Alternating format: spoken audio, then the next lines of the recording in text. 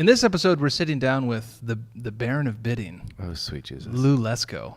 Lou, thank you for joining us. And alongside me, we have Blaine Deutsch, not Rob Grimm. Not Rob Grimm. Not Not to be Grimm. confused. Full facial hair, not just the goat. Yeah, a more handsome version of Rob Grimm. Which I couldn't pull that off. No. You can't do hair whips, but... No, I have no hair to whip. So Blaine is our producer. Rob is currently under the weather. Under the weather. Which I didn't think he could get sick. No. I've known him for 16 years. And you never saw First time I've he's never been sick. seen him sick. First time he's been sick. Lou, Exactly. hey Yeah. Lou. Hey, what? Thanks for joining us. Hey, thanks for having me here. Give us a rundown. What would you say you do in life? Currently, Yeah. I'm running a company. It's called BlinkBid Software. BlinkBid. I think I've heard of that once or twice. I know Well, that. you should probably use it every once in a while. BlinkBid is the best software for bidding. So give us the software. elevator pitch on what BlinkBid is. Best way to describe it is bidding, producing, and invoicing software for creative professionals, usually in the visual arts, photography, TV production, and post-production.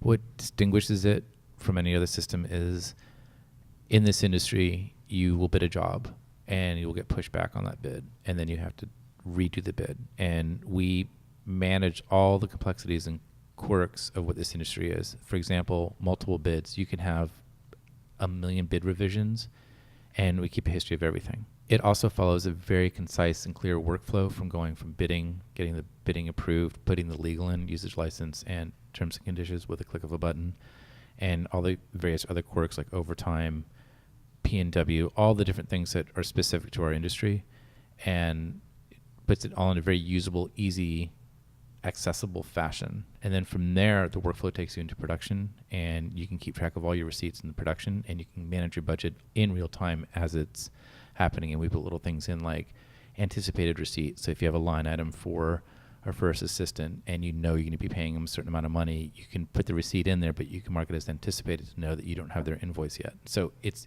everything that we can do to help you be a producer or be a better photographer in terms of managing the money, the business side of things. And then we spit everything out in a very clear, concise way. So when you're showing it to a client, there's absolutely no questions, and it gets through the system of the chain much more quickly.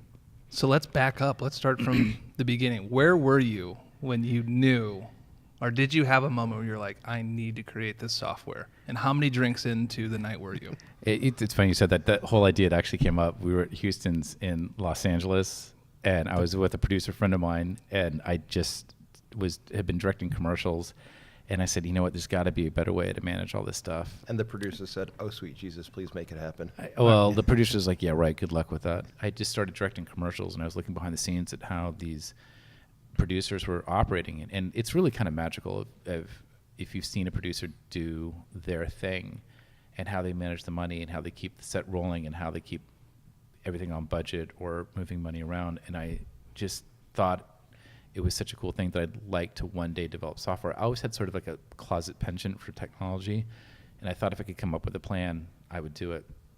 And 8 years later, I literally cobbled something together that was... Well, let's not skip over 8 years. Let's not just... Hey, yada, yada, yada. This isn't a Seinfeld episode. yada, yada, yada. So that night you came up with the idea. Then how much time passed before you had a conversation with the developer, or what did that look like? The night that we had that conversation, it took me a year before I talked to somebody about doing it. There was a rap development platform called FileMaker Pro, and I was... That's an Apple software, right? FileMaker? They own the company. They were an independent company, and then Apple bought them. And it's basically just database software that you can sort of script together. And so I cobbled something together sort of on my own, which reflected sort of the workflow is the best way to describe it. And it sort of encompassed what photographers needed. And then I put it out there, and I think like 8 people downloaded it and paid me some money for it. And then we did another iteration of it. And so you yourself came up with a FileMaker-based database. Yeah, a little database thing. And so how were you packaging that and selling it? And how long did it take you to get I put to it in a zip file and put it on the internet, man. All right. And I say, download this. Yeah. What were you selling it, or were you just... Yeah, it was like $59 or something. It was All like, right. here, give me $59 for this thing. And I had like 80 users. That's a decent start. Were you advertising, or are these just like friends and family? I seeded it to a few friends who were like, yeah, okay, it's not bad, whatever. And then a few other people kind of found it and downloaded it and checked it out. It wasn't great software at that time. Version 2, I guess. Okay, so version 2. How did you get feedback? Were you still directing? I was still directing and still shooting. And so I was sort of taking a lot of those lessons and wasn't really giving it a lot of attention. And I just thought the project was going to die. So because what I had done could not be expanded, there's no way to scale it up, and it was not done well.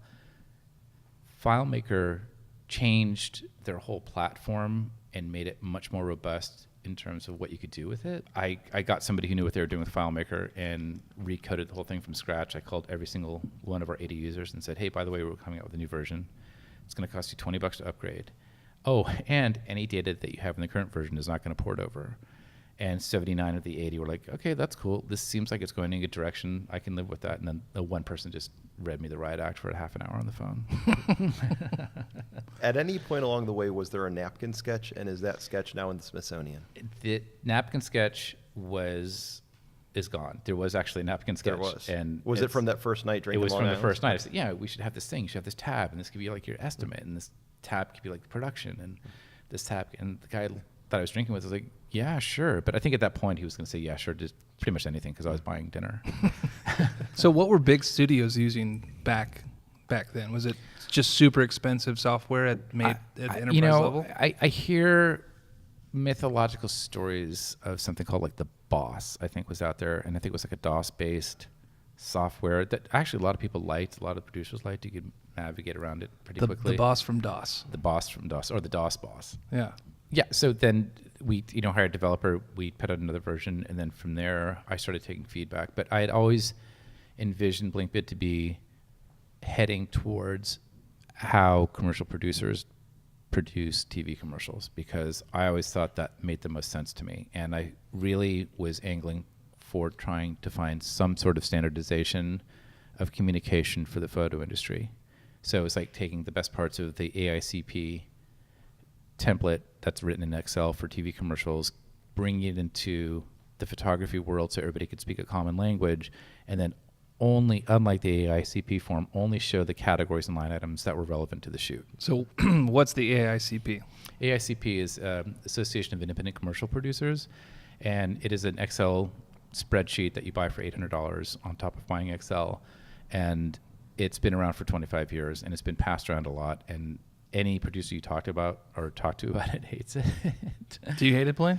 Well, it was funny. I had a version, I had an Excel spreadsheet that was based on the AICP. And it was, at some point, many steps down the road, a photographer or a photo producer took the AICP, made a spreadsheet that was specific to photography, and every person that it was passed along to got the same story, like, hey, I worked a long time on this. I'm going to give this to you because we're friends, but don't pass this along to everyone. And everybody passed it along with that same story. That's how I got it. And I found the guy that I got it from somebody with that same story. So it's just an Excel spreadsheet full of producers?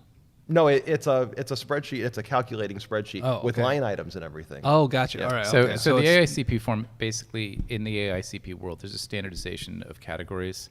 It just calculates that, but there's a finite number of spaces for line items in each category. Yeah. I always felt that there could be a better way, because as TV commercial production and photo production has changed so much, there's an infinite number. I mean, Blaine, you know this. Like, there's an infinite number of scenarios that come up that you just have to be ready for. And so I always wanted to have the tool that was hyper malleable, so you could adjust quickly. Well, and it was funny too, back during the spreadsheet days, there was always sort of like an ego play in it too, because like you said, there were so many line items that weren't being used, and we would purposefully add things in there. A line item where it was 0, it's not anything we're being used, but we'd have something in there for helicopter.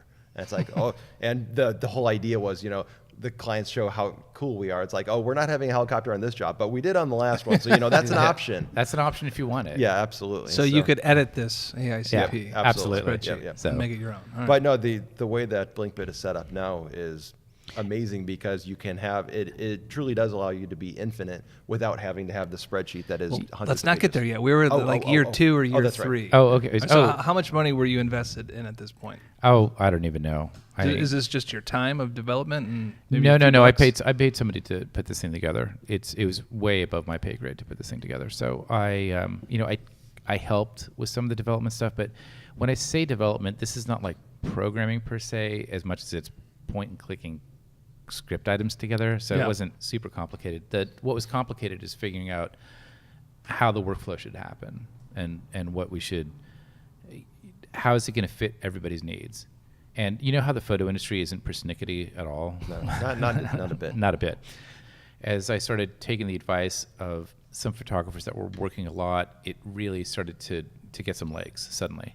And did you have BlinkBid.com then? Yes. So it was a website then. It was a website, but where you downloaded the software and paid me money. And were you soliciting feedback then? And how much feedback were you getting? I was always soliciting feedback, but I was still shooting, so I was always out and about talking to people. And people would take me aside and say, "Hey, listen, you should be good at this." Or people who knew me called me up, and I knew a lot of producers. They were always chiming in with what they needed. Did you ever think, all right, forget this. It's not making money. It's not worth my time. Let's close up shop. Only 30 or 40,000 times. But So what kept you going? Maybe I just have a little bit of an obsessive nature, and the better the software got, the more excited I got about bringing it online to where it is today. And that was always the goal, to make it online software. So all the profits that you got from it just went right back into it?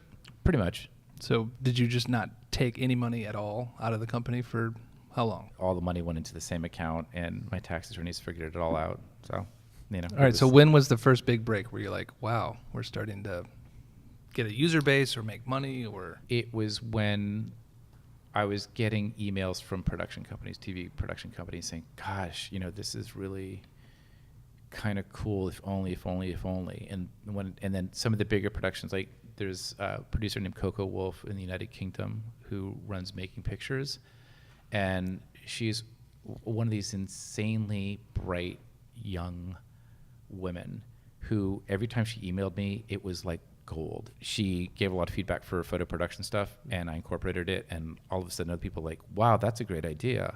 You guys are clever." And I was like, wasn't really me.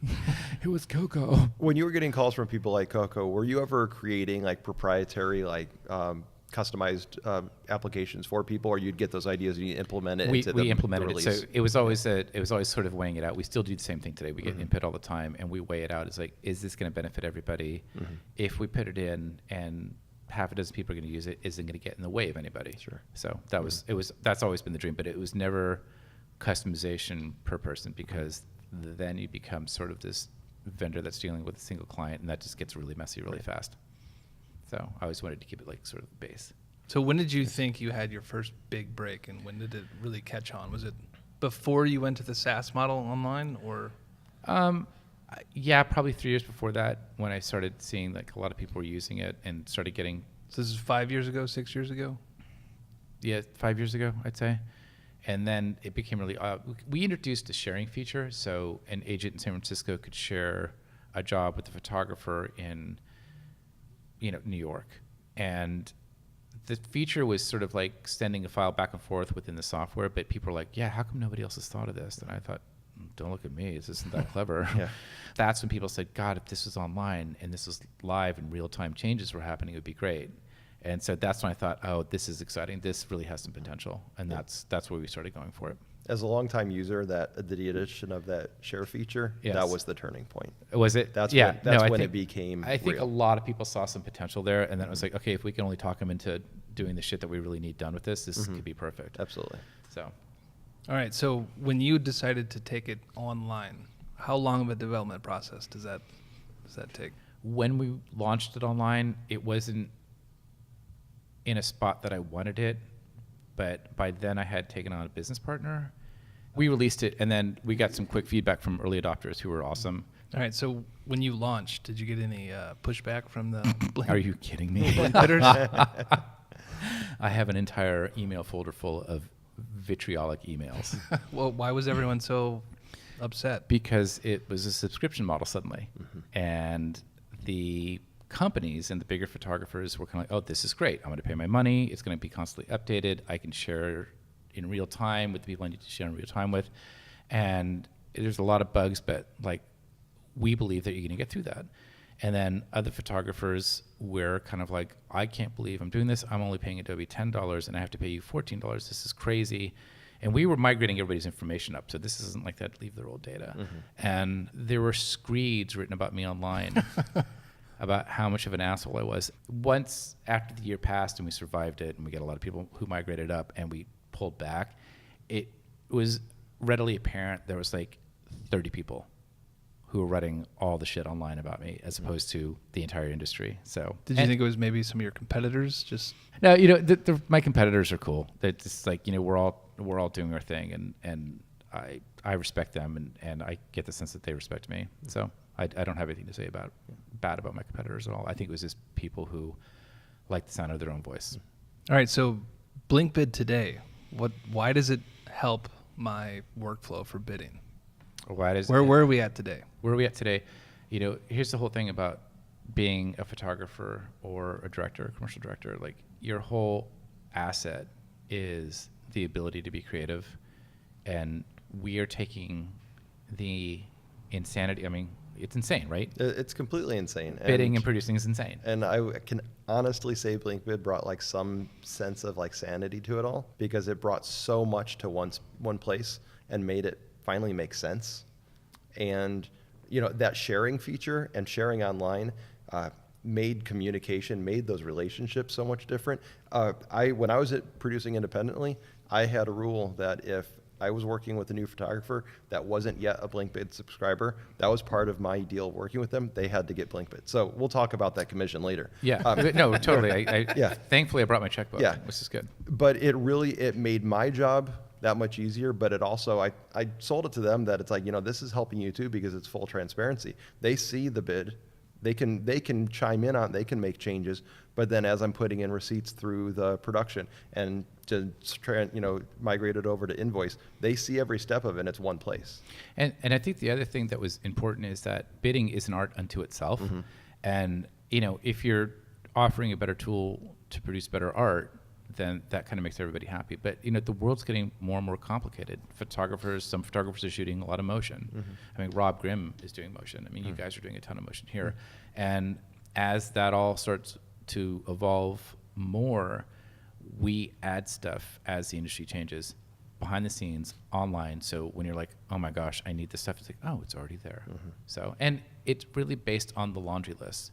Like, you're thinking about the creative, and you have to start producing something. If you're going to independently produce it yourself as a photographer, we have the laundry list of everything you could possibly need, and it's just going to jog your memory about making sure that water is on the set.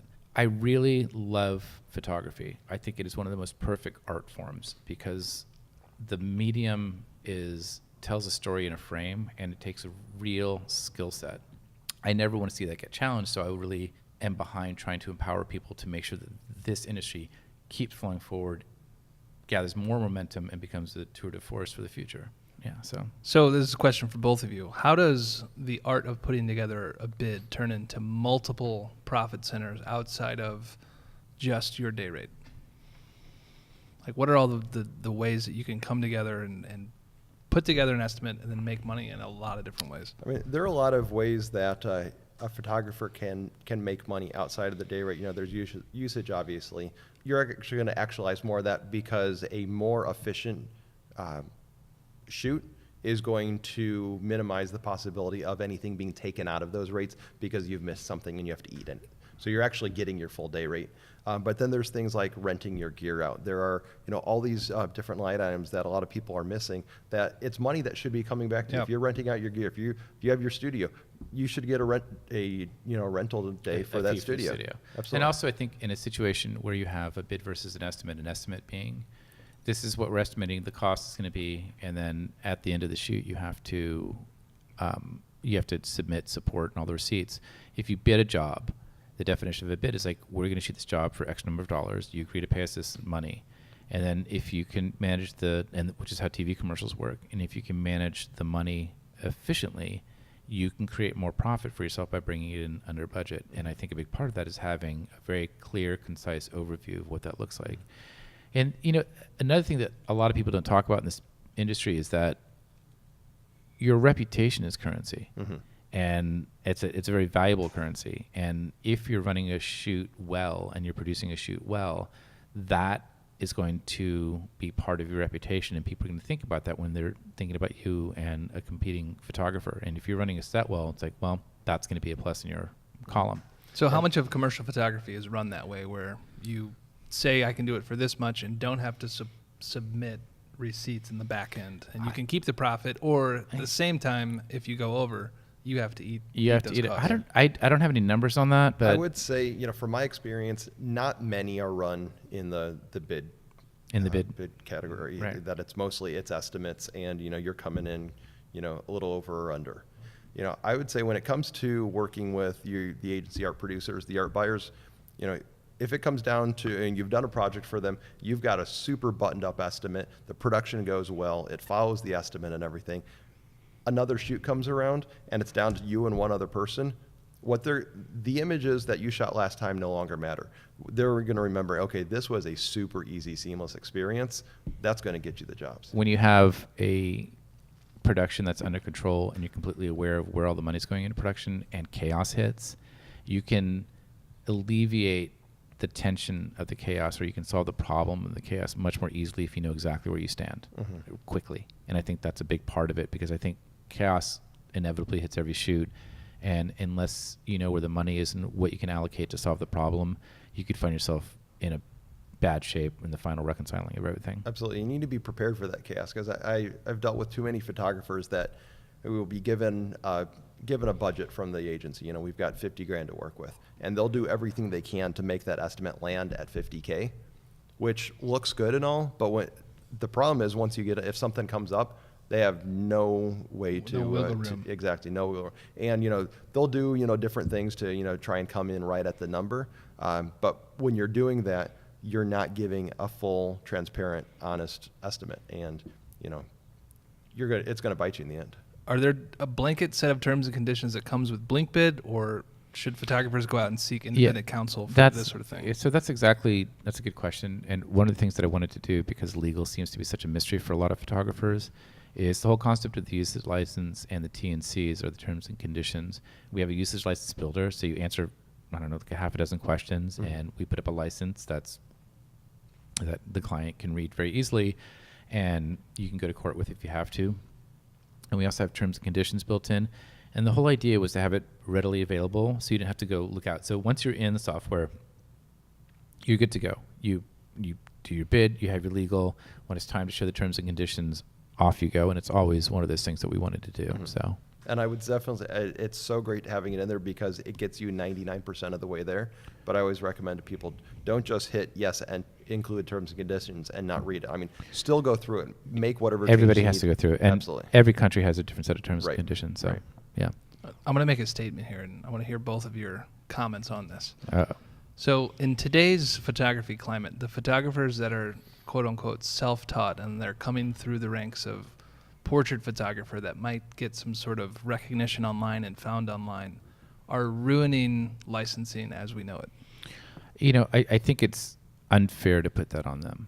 I think if you look at somebody who doesn't know better and blame them for something, that kind of falls on you. So I think rather than worry about who to blame, we should worry about how to educate everybody. And I think it's a much more positive attitude, because we're all artists and we're all on the same team. And I think that's always been a notion of the software, is to try to educate people and make it easy for them to make their own way in a complicated world. And yeah, we could talk about holding the line and solidarity, or we could just put our best foot forward. And if somebody's sort of straying down a path which could potentially be detrimental for the industry overall, just sort of tap their shoulder and try to lead them in a new way. Okay, Blaine, so what do you think of that comment of just the sheer amount of photographers that are coming in and they want to make a name for themselves and they don't understand licensing or usage? And is that something that is maybe dying? I think it's definitely something that we need to pay attention to, because I think that's one of the channels that there needs to be the education, because for the photographers themselves, this usually isn't very well received by them, but they need to understand that they're undercutting the entire industry. If they are taking these super low rates to get in the door, they're hurting themselves, they're hurting everybody else. The flip side of that is there are a lot of projects out there. And, there's certainly a lot of, projects that are intended, just for social media or, just these smaller projects that they're getting where it may seem like they're giant projects because they're getting a lot of views and whatnot. Those, when it comes to dollar figures, really aren't big projects. There are still plenty of clients, plenty of agencies out there that understand no matter what. The usage concept, yeah. They understand the usage. They understand the value of bringing on the professional. I produced a project a couple of years ago that was 3 15-second clips for Instagram. We still went through the entire production process. I mean, the production was no different than if we were shooting a 30 for broadcast. What do you think of the current industry of where we're at with pricing? What's your take on it? You've seen a lot. You've been through it all.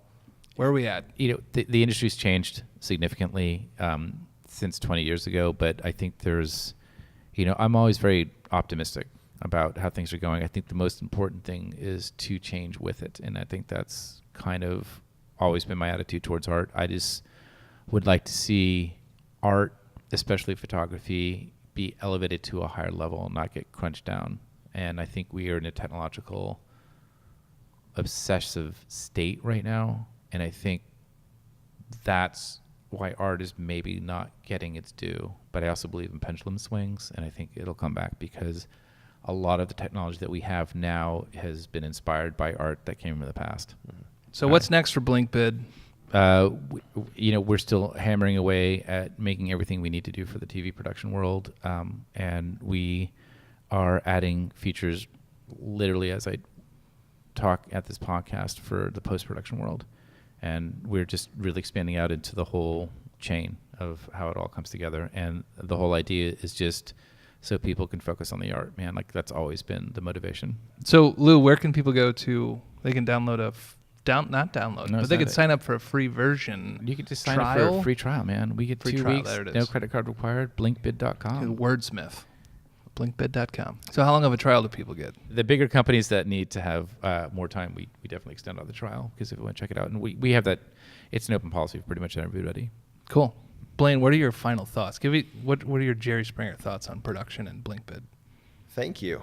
You're Seriously, welcome. thank you. It's my pleasure, man. Thanks for using it. I'll be completely honest. I stuck with the Excel, program, spreadsheet for a long time, and it was several years back. Like I said, right around the time you brought in sharing, I'd tried it a bunch of times before then, and just wasn't quite there. And once you brought that in, it changed things. There's no doubt about it. It changed things. So it's right on. It's made my job so much easier, which is saying a lot because it's not an easy job. Yeah, right on. Thanks, man. I appreciate that. Right on. Awesome. Well, Lou, it's been a great few days producing the videos that we did with you. Yeah, thanks for all that. You guys got a great, just a killer crew here, man. Everyone's so cool. Yeah. To download this episode and all the episodes of the RGG EDU Photography Podcast, go to rggedupodcast.com. They're also available now at rggedu.com.